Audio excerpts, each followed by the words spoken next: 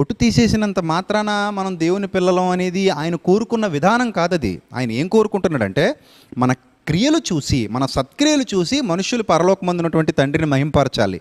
అంతే తప్ప మన వేషధారణ చూసి కాదు, మనం మార్చుకున్న వేషధారణ కాదు. బొట్టు గురించి బైబిల్లో లేదండి, బొట్టు తీయమని కానీ పెట్టుకోమని కానీ బైబిల్లో ఏం లేదు. అయినప్పటికీ బొట్టు పెట్టుకుంటే అందంగా కనబడతారు కదండి, ఆకర్షణీయంగా ఉంటారు కదండి, అందుకని తీసేయమని చెప్పడమే బెస్ట్ అండి అని కొందరు. ఇప్పుడు బొట్టు పెట్టుకుంటేనే ఆకర్షణీయంగా ఉంటారా? బొట్టు పెట్టుకోకపోతే ఆకర్షణీయంగా ఉండరా? ఈరోజు చాలామంది హీరోయిన్స్ ఉన్నారండి, లేటెస్ట్ హీరోయిన్స్ చూడండి. లేటెస్ట్ హీరోయిన్స్ వాళ్ళు ఎవరికైనా బొట్లు ఉన్నాయా? ఎవరికై బొట్లు లేవు. మరి వాళ్ళు ఆకర్షించట్లేదా జనాల్ని? ఆకర్షించకుండానే అంతమంది ఎగబడి సినిమాలకి వెళ్ళి సినిమాలు చూస్తున్నారా? అంతమంది వాళ్ళ పోస్టర్లు ఇంట్లో పెట్టుకుంటున్నారా? ఫోన్లో పెట్టుకుంటున్నారా? లేకపోతే వాళ్ళ వాట్సాప్లకి ఫేస్బుక్లోనూ డీపీలుగా పెట్టుకుంటున్నారా? సో ఆకర్షించడం అనేది బొట్టుకి దానికి సంబంధం ఏముందండి? చూసేవాడు హృదయం మీద ఆధారపడి ఉంటుంది. అది చూసేవాడు మనసు మీద ఆధారపడి ఉంటుంది. వాళ్ళు ఆకర్షిస్తారా ఆకర్షించరా అనేది వాళ్ళ అందం మీద ఉండదు, చూసేవాడు మనసు మీద ఆధారపడి ఉంటుంది. అది పోనీ బొట్టు తీయించేశారు, పోనీ మేకప్ ఏమైనా తగ్గిందా?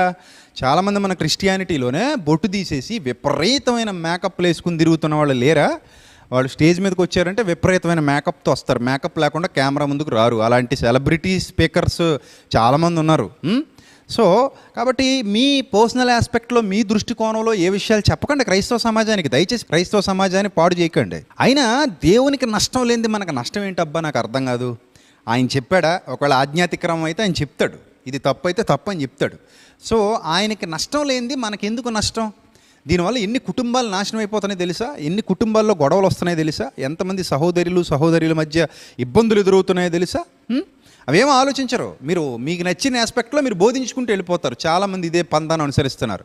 సో వాళ్ళు బోధించుకుని పోతారు, వాళ్ళు బాగానే ఉంటారు, వాళ్ళు హ్యాపీగా ఉంటారు ఫ్యామిలీతో. వీళ్ళు మాత్రం రకరకాల ఇబ్బందులు ఎదుర్కొంటూ, రకరకాల తలపోట్లు ఎదుర్కొంటూ, అటు దేవునికి దూరం అయిపోతున్నానేమో అన్న బెంగతో, ఇటు కుటుంబాన్ని ఒప్పించుకోలేని పరిస్థితిలో సతమతమైపోతూ ఇబ్బందులు ఎదుర్కొంటూ చాలామంది మానసిక క్షోభ అనుభవిస్తున్నారు. దేవుడికి ఇబ్బంది లేనిది మనకి ఇబ్బంది ఏం కాదు. గలతీ పత్రిక 2:6 దేవుడు నరుని పైవేషమును చూడడు అని.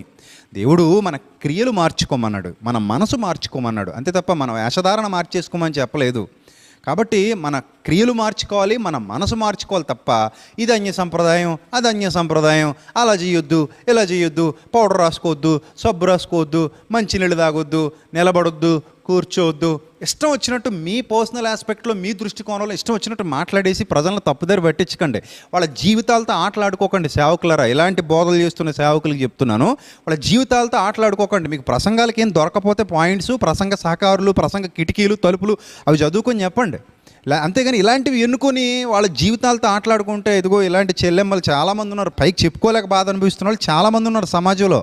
ఇప్పుడు చాలామంది స్పీకర్లు, ఇలాంటి బోధలు చేసేటువంటి స్పీకర్లు వాళ్ళ మిసెస్ మాత్రం చాలా కాస్ట్లీ చీరలు కట్టుకుంటారు, చందేరి చీరలు కడతారు, కంచిపట్టు కడతారు, ఇంకా రకరకాల చీరలు ఉన్నాయి కదా, చీరలన్నీ కట్టుకుంటారు.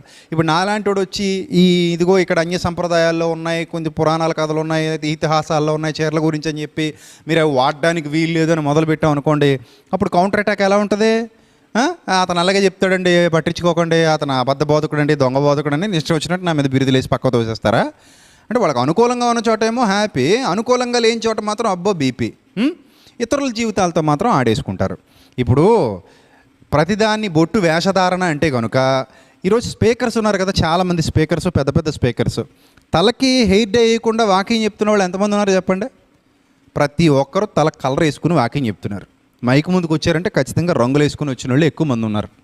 మరి ఇప్పుడు అంటే నేను రంగు వేసుకోవడం తప్పు అని నేను చెప్పట్లేదు, అది వాళ్ళ పర్సనల్ ఇష్యూ, అది మనకు సంబంధం లేదు, ఇష్టం, వాళ్ళ ఇష్టం అది. ఇప్పుడు రంగు వేసుకుంటే పాపం, రంగు వేయకపోతే పాపం కాదని నేను చెప్పడానికి నాకు అధికారం లేదు, ఎందుకంటే బైబిల్ అలా చెప్పదు. బైబిల్లో రంగు వేసుకోవద్దని కానీ, రంగు వేయొద్దని కానీ, తర్వాత తెల్ల జుట్టుతోనే ఉండడానికి బైబిల్ చెప్పదు. సో వాళ్ళు రంగులు వేసుకున్నారండి. అలాగే విగ్గు పెట్టుకుంటున్న వాళ్ళు కూడా ఉన్నారు. నాకు తెలిసిన ఒక ఆయన ఉన్నాడు, ఆయన విగ్గు పెట్టుకుంటాడు, మీసం కవర్ చేసుకుని చక్కగా విగ్గు పెట్టుకుని వస్తాడు. ఇప్పుడు ఆ విగ్గు పెట్టుకున్న ఆయన ఆడవాళ్ళ అలంకరణ గురించి, ఆడవాళ్ళ గురించి ప్రసంగాలు విపరీతంగా దంచి కొడుతుంటాడు. ఇప్పుడు ఇలాంటి వాళ్ళని చూస్తుంటే నవ్వు వస్తుంది. ఇప్పుడు మీరు విగ్గులు పెట్టేసుకోవచ్చు, మీరేమో తలకు రంగులు వేసేసుకోవచ్చు, మీరేమో తలకు అందమైన హెయిర్ స్ట్రైట్నింగ్లు, హెయిర్ షేపులు మొత్తం చేసేసుకోవచ్చు, మనకు నచ్చినట్టుగా చక్కగా అలంకరించేసుకోవచ్చు, అన్నీ చేసేసుకోవచ్చు. మీకు బొట్టు చూసేసరికి మాత్రం కోపం వచ్చేస్తుందా? బొట్టు పెట్టుకోవద్దని బోధించేస్తారా? అది వేషధారణ అయిపోద్దా? మరి మీరు చేసేది నేను మిమ్మల్ని తప్పు పట్టట్లేదు, నేను రంగులు వేసుకోవడం తప్పు పట్టట్లేదు, విగ్గు పెట్టుకోవడం తప్పు పట్టట్లేదు, పౌడర్ రాసుకోవడం తప్పు పట్టట్లేదు, అలాగే బొట్టు పెట్టుకోవడం కూడా తప్పు పట్టట్లేదు. అవి ఏవి పాపాలు కావు, అవేవి తప్పు కావు. వాళ్ళ పర్సనల్గా వాళ్ళ ఇష్టం అది. దాన్ని మనం ఎవరం కాదనడానికి, అది వాళ్ళ ఇష్టం. అది దేవుడు అలాంటివి పట్టించుకోడు. పాపము అనేది శరీర కార్యాలు స్పష్టమై ఉన్నవి గలతీ పత్రికలో చెప్తున్నాడు. సో ఆ శరీర కార్యాలని దేవుడు మానేమన్నాడు, దుష్ట కార్యాలు మానేమన్నాడు, అపవాది సంబంధమైన కార్యాలు మానేమన్నాడు.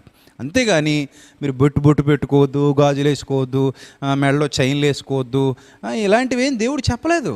చెప్పలేనప్పుడు మనకి ఏంటంటే బాధ, మనకేంటి నొప్పి, నాకు అర్థం కాదు. ఆ విషయాలు అవసరమా మనకి? ఇప్పుడు మన సీఎం గారు తల్లిగారు విజయమ్మ గారు ఉన్నారు, మంచి బిలీవర్ ఆమె, మంచి విశ్వాస ఆమె.